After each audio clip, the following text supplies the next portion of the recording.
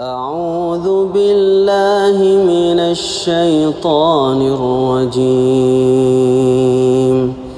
بسم الله الرحمن الرحيم.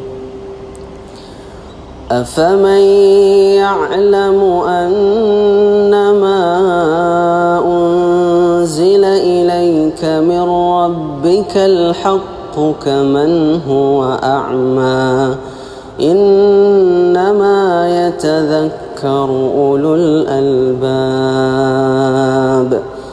الذين يوفون بعهد الله ولا ينقضون الميثاق والذين يصلون ما أمر الله به أن يوصل ويخشون ربهم ويخافون سوء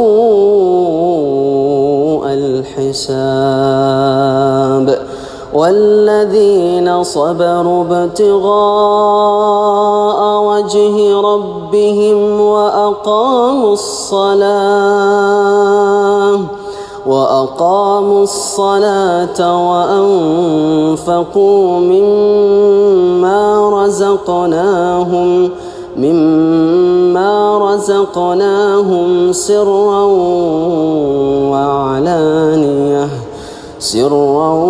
وعلانية ويدرؤون بالحسنة السيئة أولئك لهم عقبى الدار.